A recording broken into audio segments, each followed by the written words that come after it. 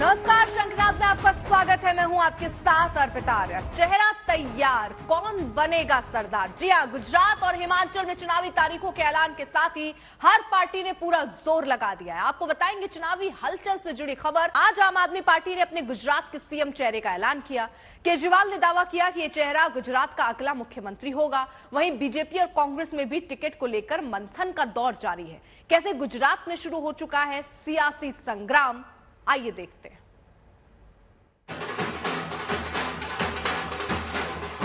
73% लोगों ने ईशुदान गढ़वी जी का नाम है।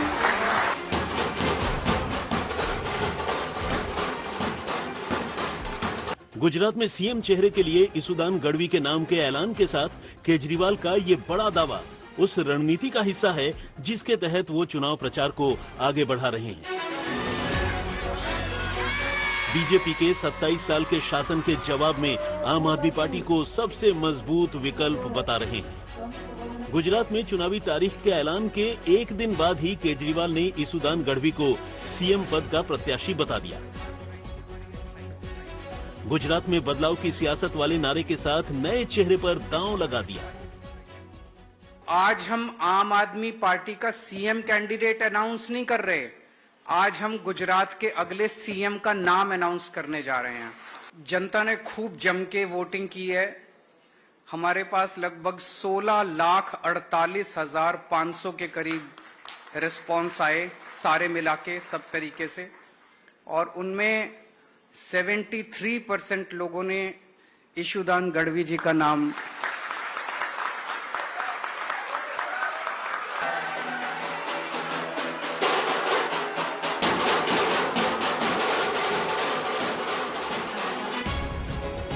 गढ़वी मौजूदा वक्त में आपके संयुक्त महासचिव हैं, जिन्होंने 2021 में पार्टी का दामन थामा। मई 2022 में ईशुदान ने गुजरात में परिवर्तन यात्रा निकाली थी। पूर्व में टीवी पत्रकार रह चुके गढ़वी ने 150 करोड़ के घोटाले का खुलासा किया था, जिसके बाद उनका नाम काफी चर्चा में आया था। 27 साल से भाजपा है यहाँ पे, इसलिए तो थी क्योंकि सामने कांग्रेस थी, और इसलिए जाएगी क्योंकि 27 साल से, और इसलिए जाएगी क्योंकि चरम सीमा पे करप्शन है। बहुत लोग परेशान है करप्शन से। इतने अहंकार है भाजपा में, इतने लोगों को खरीद फरोख्त करके बिठा लेना, डराना, धमकाना, यही तो है इस 27 साल से। इसलिए भाजपा जाएगी इस बार। अब सवाल यह है कि पंजाब चुनाव की तर्ज पर गुजरात में केजरीवाल का ये दांव कितना दम दिखाएगा। क्या स्कूल अस्पताल वाला केजरीवाल का भरोसा गुजराती जनता को भाएगा? क्योंकि गुजरात चुनाव को लेकर केजरीवाल दोहरी रणनीति पर काम कर रहे हैं। एक ओर विकास वाली तस्वीर दिखा रहे हैं, तो वहीं दूसरी ओर हिंदुत्व वाले एजेंडे पर भी हाथ आजमा रहे हैं, और इसी दम पर गुजरात में हर सर्वे फेल होने का भरोसा जता रहे हैं।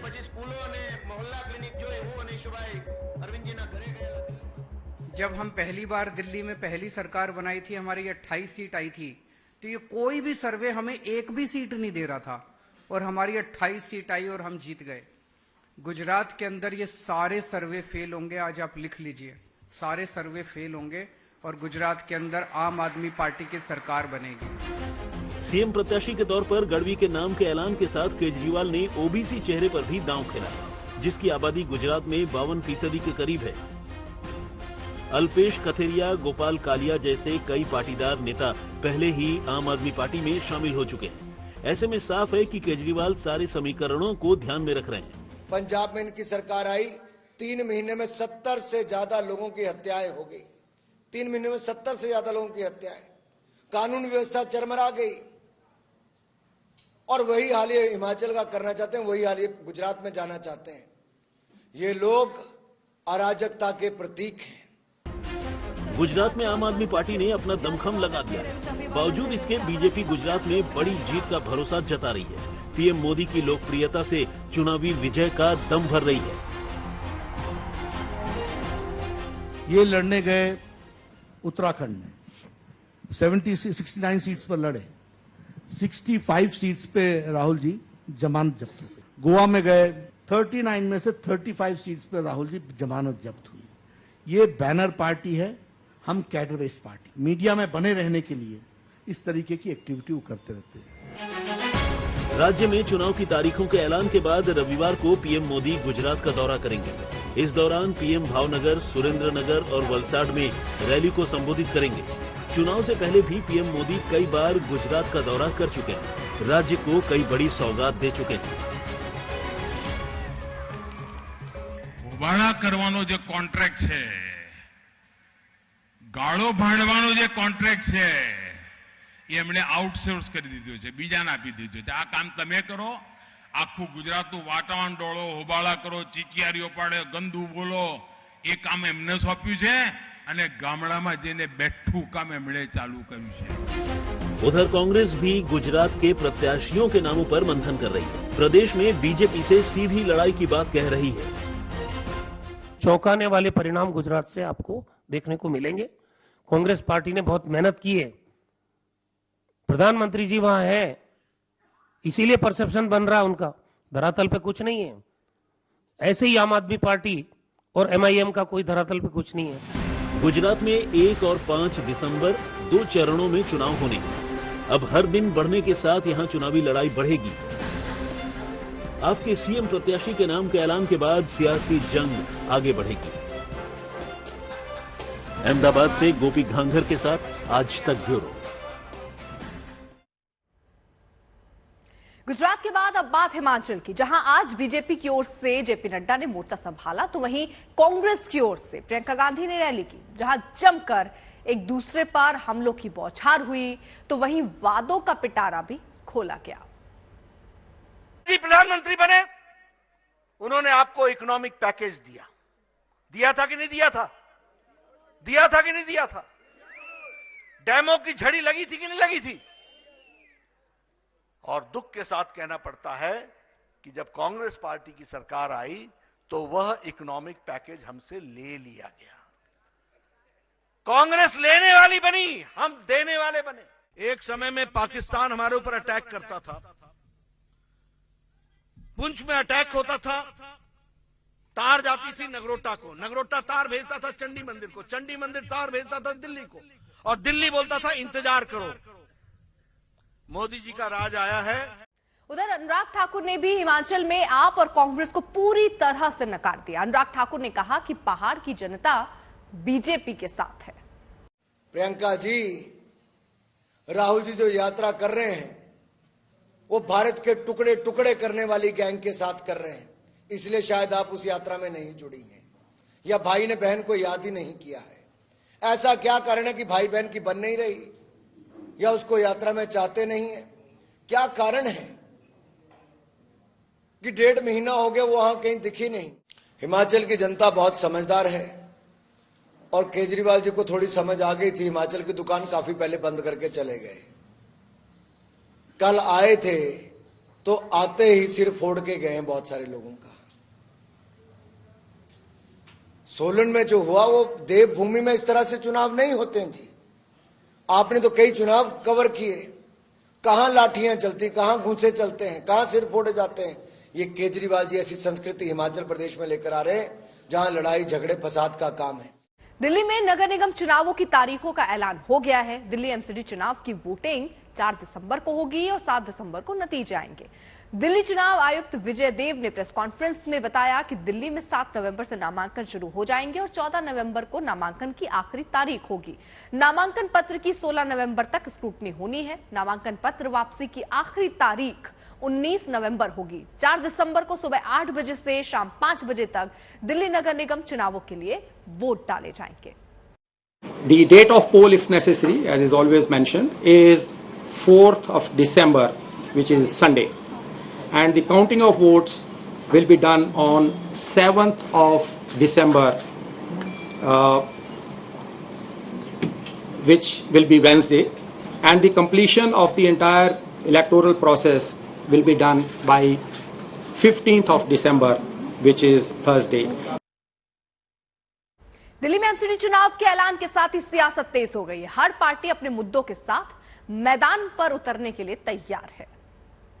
15 सालों में भारतीय जनता पार्टी ने जो दिल्ली का बेड़ा गर्क किया है, दिल्ली में घुसते ही 3 कूड़े के पहाड़ दिल्ली वालों का स्वागत करते हैं, 16 और पहाड़ बनाने की कोशिश कर रहे हैं, दिल्ली की जान से खिलवाड़ करने की कोशिश कर रहे हैं, पूरी दिल्ली का इन्होंने कचरा कर दिया। एक काम था दिल्ली वालों के जरिए, इनको एक काम मिला था, इनके पहले सिर्फ एक ही काम था, दिल्ली को साफ सुथरा करना।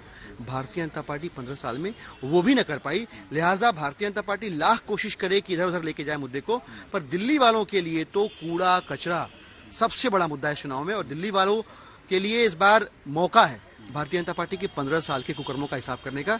4 दिसंबर को मुझे पूरा विश्वास है दिल्ली की जनता जो है वो समझ चुकी है कि चाहे गली की सफाई करनी हो, चाहे एमसीडी के गलियारों की सफाई करनी हो, चलानी झाड़ू ही पड़ती है। 4 तारीख को दिल्ली की जनता झाड़ू चलाकर भारतीय जनता पार्टी के कुकर्मों का हिसाब करने वाली है। हमारे प्रधानमंत्री आदरणीय नरेंद्र मोदी जी ने दिल्ली को बहुत सारी सौगातें दी हैं। दिल्ली नगर निगम ने 500 कूड़ा घरों को हटाकर वहां कंपैक्टर लगाए हैं, लाइब्रेरी बनाई है, पुस्तकालय बनाए हैं, वहां पर हमने जन रसोई बनाई है।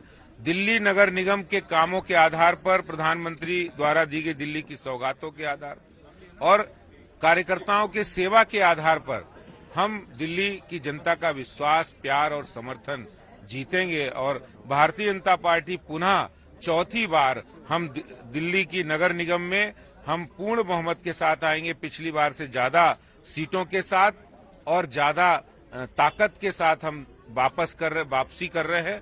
मैं दिल्ली की जनता से एक अपील करना चाहता हूं, ये बहुरूपियों से बचना होगा। जिन्होंने दिल्ली को 7-8 सालों में ठगा है, ऐसे बहुरूपियों से बच के और कमल दबाओ रज के। दिल्ली में एक मुद्दा प्रदूषण का भी है, तो जो सिर्फ सियासी गलियों में जाकर दम तोड़ देता है। एक बार फिर दिल्ली की हवा खराब है, लेकिन दूषित सियासत के सिवा दिल्ली की जनता को कुछ नहीं मिल रहा है। इस बीच प्रदूषण को लेकर दिल्ली सरकार ने कई ऐलान किए हैं।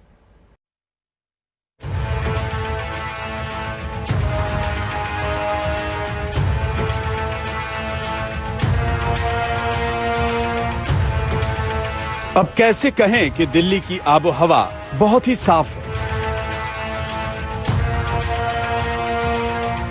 इन तस्वीरों में हवा के खतरनाक माहौल का पूरा हिसाब है।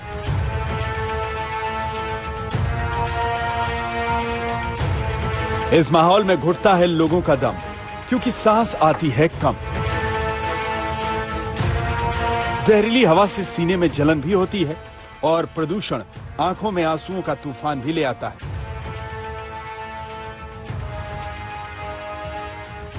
हालात इतने खराब हैं कि हर ओर धुआं ही धुआं नजर आता है।